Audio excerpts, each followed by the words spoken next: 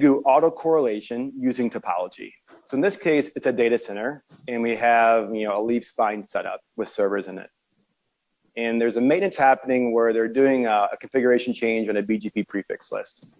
So they're modifying, obviously, the BGP control plane layer. Now, it happens sometimes when you're doing maintenances, things happen that you didn't expect, and that's what happens in this scenario.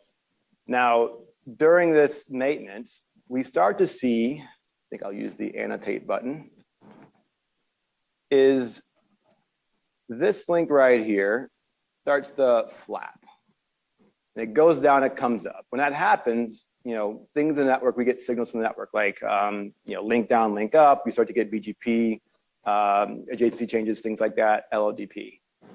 Once the link comes back up, though, then we have more things that were unexpected. So in this case, we now get like traffic drops in the network. Oops. And so that causes a problem too. So we have new traffic drops that weren't there before. And finally, what happens is we actually see this box down here is running a firewall. This isn't working very well. We'll stop in a second. But basically, this box is running a firewall down here. And it starts to, every time it blocks a connection, it sends a syslog message to Octera. So we have a pattern of normal blocked firewall messages. Now, what happens is after this maintenance, it blocks a bunch of new connections. Octera sees this spike or rate change as an anomaly as well. And so what happens then is we take all these signals, things like syslog, et cetera, and we put them into one correlated incident. So we're going to use a combination of features of Octera. Anomaly detection. We're going to detect anomalies for discarded traffic and for the spike in syslog rate. We're going to pull in traps from the devices. We're learning metrics because we're pulling metrics to the interfaces which feed our anomaly detection. And we're going to correlate this to a single incident. Now, the other power of Octera is we can have this smart ticketing or intelligent workflows where we can do deduplication. So if we get a bunch of things with the same thing, we can deduplicate that to a single thing. Or, if it's a real scenario, we probably would just actually suppress this because we know there's a maintenance going on.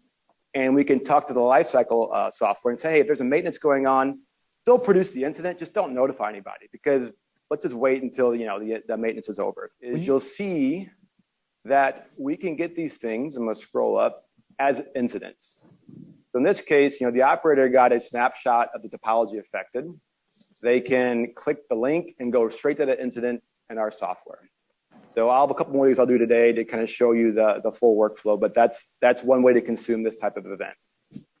Now, once they're in our software, they go to the event, and you can see some context, time, how many events were correlated. But I think one of the most cool things the demo is people like pictures, is to show the actual event happening.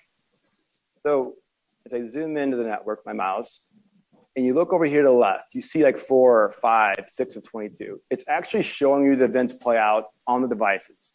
Now, this isn't the full topology. This is 1/6, 1/7 of it. But these boxes in red are the ones impacted. And because they're connected, and we know that because we know the topology, they are part of this event. Now, what you saw here just pop in, and I'll pause this, is interface out discard. So now we're saying is, links are down, links are coming back up. At the same time, I'll click the red dot, is we have this discard for this interface. And that's the Octera anomaly, and I can look at trends, and I'll show you in a second how you can do more. And we'll let this thing play through.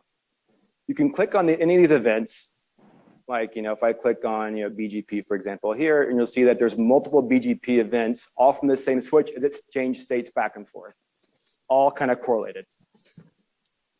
I'm going to show you two more things, and I'm gonna wrap this up just because I know we're out of time. This is one way to consume the data. Look at this as an event. The second way to think about it is, all right, these are all the events in kind of like a table.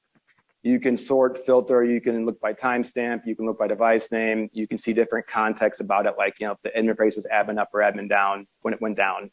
Up top, you see devices and roles, and you can kind of click through this. So this truly is, it's a 22-to-1 ratio reduction of events to incidents.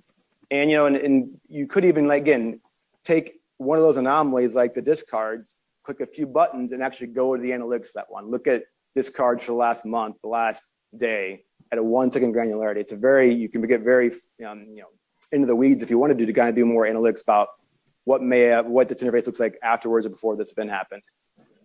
So that's kind of a simple example of autocorrelation.